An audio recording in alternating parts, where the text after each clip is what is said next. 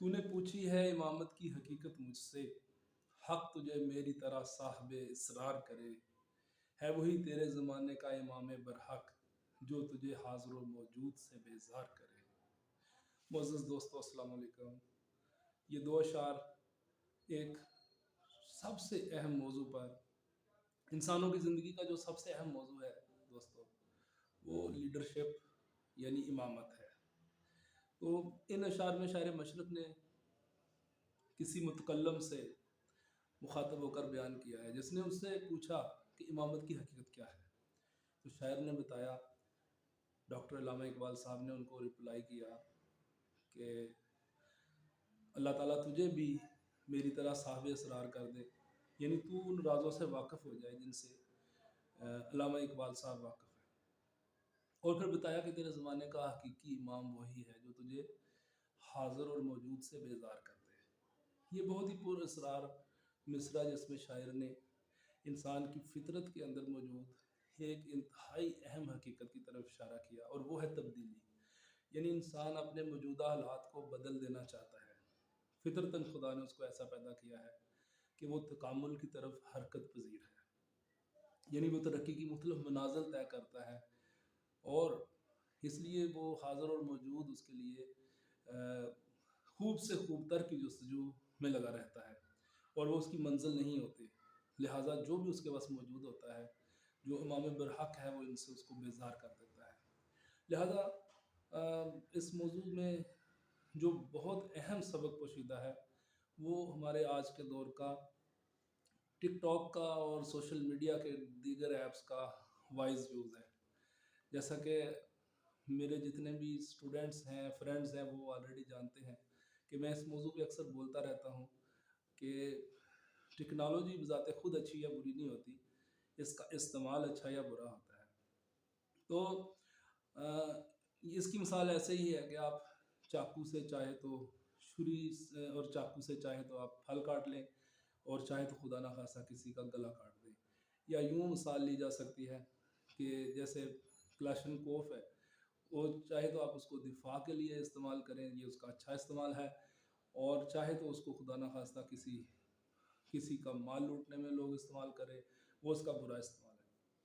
تو سائنس اور ٹیکنالوجی بذات خود اچھی یا بری نہیں ہے، اس کا استعمال اچھا یا برا ہے۔ تو میں ان چیزوں کے اگینسٹ نہیں ہوں، خاص طور پہ جو ینگ اسٹوڈنٹس ہیں میرے، جو یہاں پہ جی سی یونیورسٹی میں بھی ہیں اور لاہور یونیورسٹی میں بھی رہے اور دیگر یونیورسٹیز میں بھی، یہ ان کے لیے خصوصی میسج ہے کہ یہ جتنے بھی ایپس ہیں، یہ جتنے بھی انسٹاگرام ہیں، یہ جتنے بھی دوسرے ٹک ٹاک ہیں، فار یو ہے، اور جو نئے نئے اور پلیٹ فارم انٹروڈیوس ہو رہے ہیں، ان کا ایک مثبت یوز بھی ہے۔ وہ مثبت یوز ہم نے جب تلاش کرنا ہے، ہمیں کسی کی لیڈرشپ میں، کسی کی گائیڈنس میں وہ مثبت یوز ملے گا۔ ہم خود اپنے وشز کو اپنا رہنما نہیں بنا سکتے، اپنی خواہشات کو اپنا رہنما اور گائیڈ نہیں بنا سکتے، کیونکہ جو ہماری خواہشات ہوتی ہیں انسان کی، وہ جو نیچرلی انسان جو ہے وہ لالچ اور شہوت کے پیچھے چلنے والا ہوتا ہے۔ لہٰذا یہاں پہ عقل کو ہمیں جگہ دینی ہوگی، اور لالچ اور شہوت سے ہمیں وائٹ کرنا ہوگا، اور یہی وجہ ہے کہ یہاں پہ ہمیں ایک اچھی گائیڈنس، ایک پراپر مینٹور کی ضرورت ہے۔ کیونکہ دیکھیں، ہماری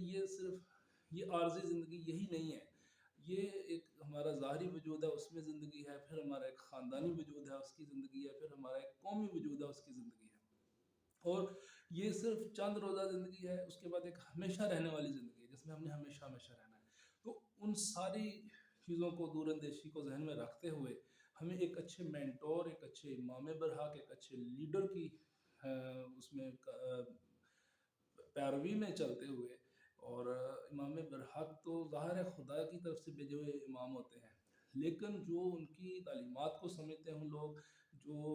ان کی طرف سے لوگوں کو، ان کی علمی نورانیت کو لوگوں کے تک پہنچاتے ہوں، ان سے ہمیں رہنمائی لیتے ہوئے ہمیں یہ سوشل میڈیا کو، ان ایپس کو، ان پلیٹ فارمز کو مثبت طریقے سے، تعمیری طریقے سے استعمال کرنا ہے۔ سائنس اور ٹیکنالوجی کی باقی ایجادات کی طرح،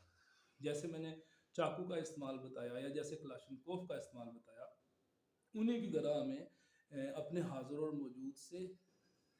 اویئر ہو کے، ویجیلنٹ ہو کے، اس کا مثبت یوز کرنا سیکھنا ہے۔ میں اگر شارٹ کروں تو ہم ان چیزوں کو سیکھنے کے لیے، ایتھکس کو پروموٹ کرنے کے لیے بھی تو استعمال کر سکتے تھے،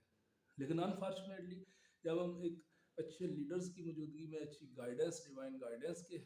پیروی میں ان کو یوز نہیں کر رہے، تو یہی چیزیں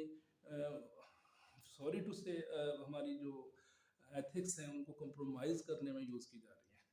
اسپیشلی ینگ جنریشن کو ڈی ٹریک کرنے میں، جس میں ہم دیکھتے ہیں اسٹوڈنٹس کو اور جتنے بھی ینگسٹرز ہیں ان کو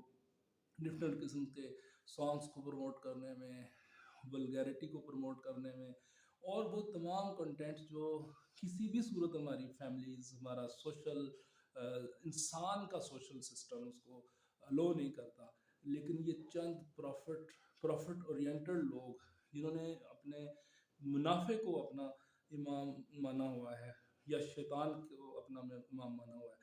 انہوں نے ان چیزوں کو لو کیا ہوا ہے، اور ہمارے ینگسٹرز جو ہیں اس کی طرف ایسے اس آگ میں کود رہے ہیں۔ یہ وہی سنیریو ہے جیسے بتایا گیا تھا کہ آخری دور میں جو دجال آئے گا اس کے ایک ہاتھ پہ جنت ہوگی، ایک ہاتھ پہ جہنم ہوگی، اور وہ بتائے گا کہ جو میرا ساتھ دے گا اس کو میں جنت میں جگہ دیتا ہوں، جو میرا ساتھ نہیں دیتا اس کو میں جہنم میں جگہ دیتا ہوں۔ تو جو اس کی جنت ہے اس کو آپ لوگ نہیں مانیے گا، وہ اصل میں جہنم ہے، اور جو اس کی جہنم ہے وہ اصل میں جنت ہے، ہم اس کی جہنم کو قبول کر لیں۔ تو مختصر کروں گا دوستو، یہ کچھ پیغامات ہیں جو میں نے پچھلی ویڈیو میں بھی آپ سے عرض کیا تھا کہ ہم ان چیزوں کو ڈسکس کریں گے